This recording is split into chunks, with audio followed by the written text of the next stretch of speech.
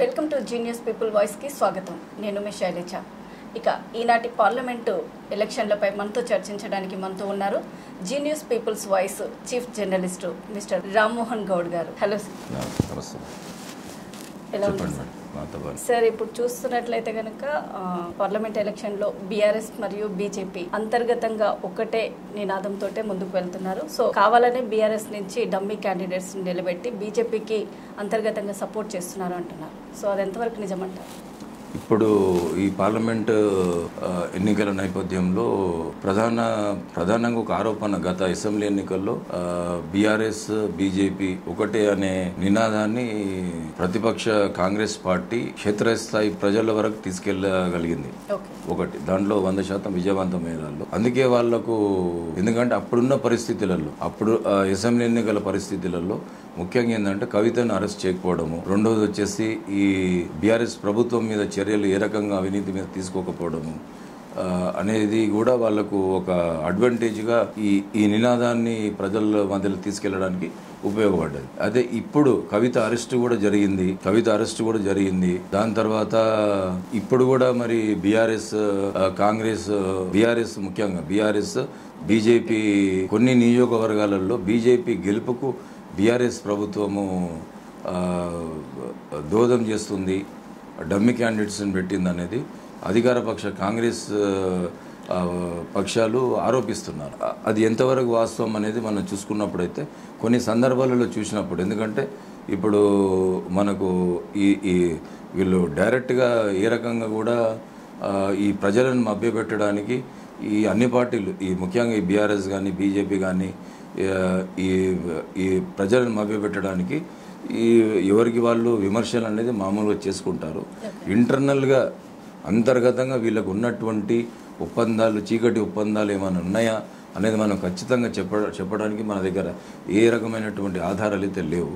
వాస్తవికంగా మనం ఒక జర్నలిస్ట్గా ఆలోచించి చెప్పినా మరి కొన్ని నియోజకవర్గాలలో మనం చూసినప్పుడు ఇప్పుడు బీఆర్ఎస్ పతన వ్యవస్థలోకి వెళ్ళిపోయింది. కాబట్టి ఈ బీఆర్ఎస్ అభ్యర్థులు ప్రకటించిన తర్వాత కూడా వాళ్ళు కాంగ్రెస్ పక్షాన కొందరు, ఇటు బీజేపీ పక్షాన కొందరు వెళ్ళిపోయారు.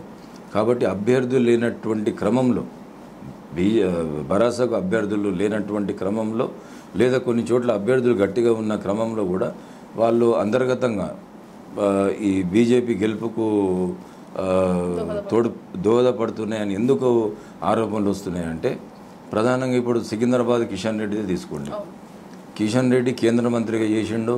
మరి సికింద్రాబాద్ నియోజకవర్గంలో అక్కడ బొంతు రామ్మోహన్ గారు బీఆర్ఎస్ నుండి చేరిండు. ఆయన బొంతు రామ్మోహన్ గారికి ముందు సికింద్రాబాద్ టికెట్ ఇస్తారని ఆశించారు. లేదనుకుంటే అంజన్ కుమార్ యాదవ్ లేదా అనిల్ కుమార్ యాదవ్ మన రాజ్యసభ సభ్యులుగా చేశారు.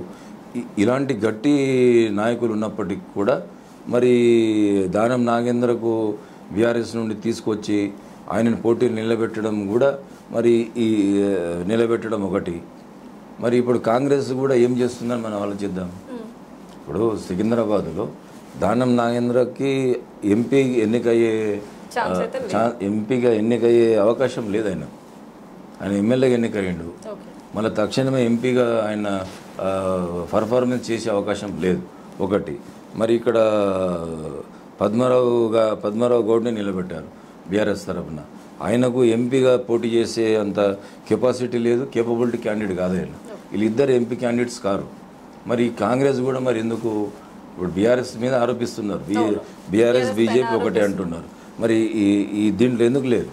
ఇప్పుడు కాంగ్రెస్ గవర్నమెంట్ ఏం చేసినట్టు? అంటే మీరు అనేది ఏంటంటే ఇప్పుడు బీఆర్ఎస్ బీజేపీ అంతర్గతంగా సపోర్ట్ చేస్తున్నప్పుడు మరి కాంగ్రెస్ ఏం చేస్తుంది?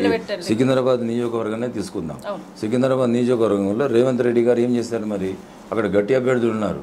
గతంలో పోటీ చేసిన అంజన్ కుమార్ యాదవ్ ఉన్నాడు, అనిల్ కుమార్ యాదవ్ ఉన్నాడు.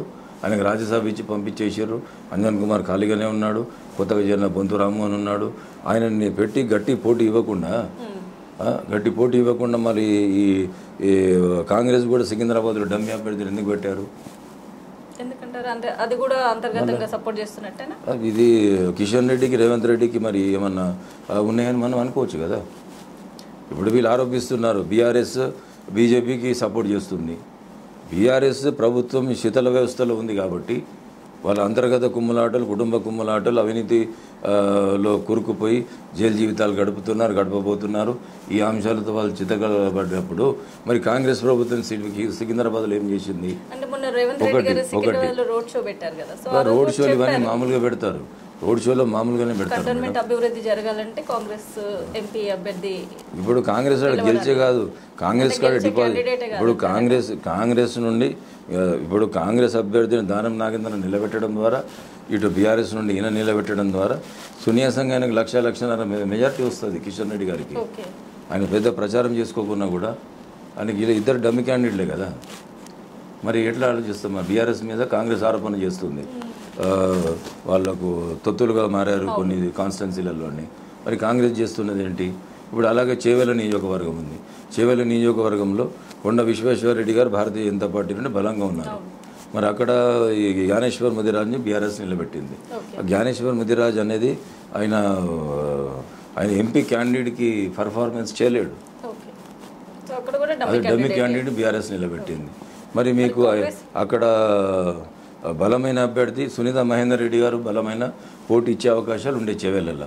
ఆయనను ఇక్కడ షిఫ్ట్ చేసి రంజిత్ రెడ్డి గారిని తీసుకొచ్చి పెట్టడం ద్వారా కాంగ్రెస్ పార్టీ ఉద్దేశం ఏమై ఉంటుంది? మరి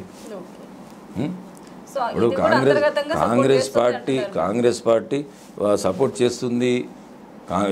ఇప్పుడు బీజేపీకి బీఆర్ఎస్ సపోర్ట్ చేస్తుంది అంటున్నారు. మరి కాంగ్రెస్ ఈ రెండు నియోజకవర్గాలు ఏం చేసింది? సో దీన్ని బట్టి చూస్తే కాంగ్రెస్ కూడా అంతర్గతంగా బీజేపీకి సపోర్ట్ చేస్తుంది అనుకుందామా? ప్రజలు ఇప్పుడు అనుకుందామా? మనలో చర్చ ఇప్పుడు సునీత మహేందర్ రెడ్డి గారు రంగారెడ్డి జిల్లా జెడ్పీ చైర్మన్గా చేసారు. మహేందర్ రెడ్డి తాండూరు నివాసి.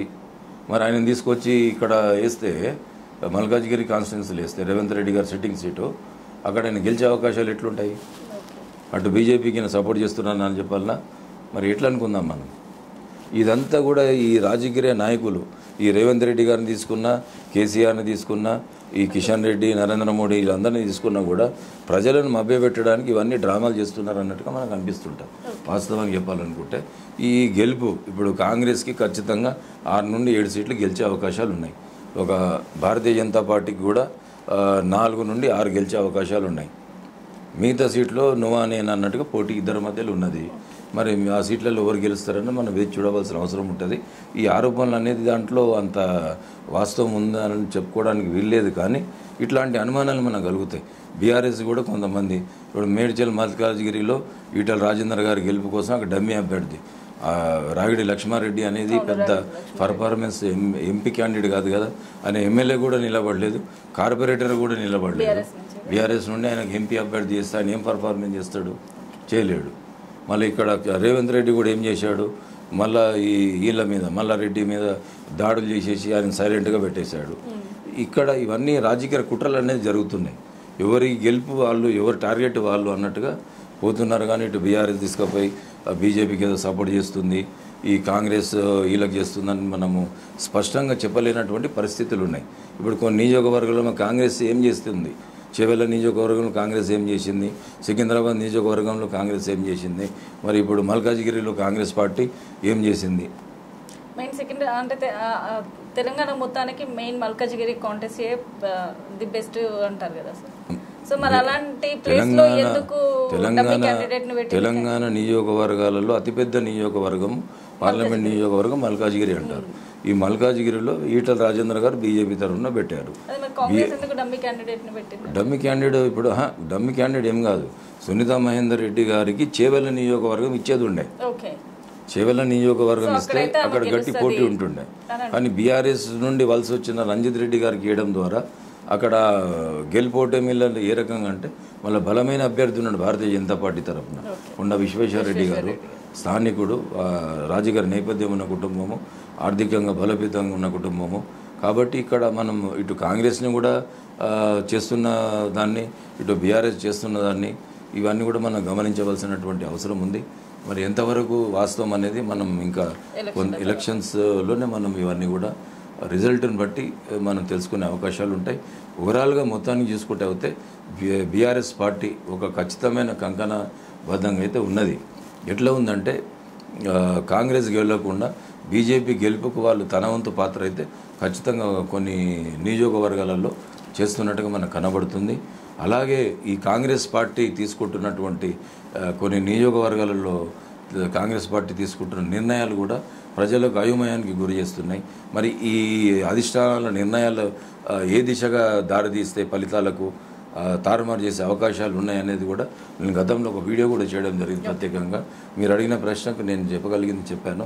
మరో ఎపిసోడ్లో మనం మళ్ళీ కలుద్దాం మేడం. Okay sir.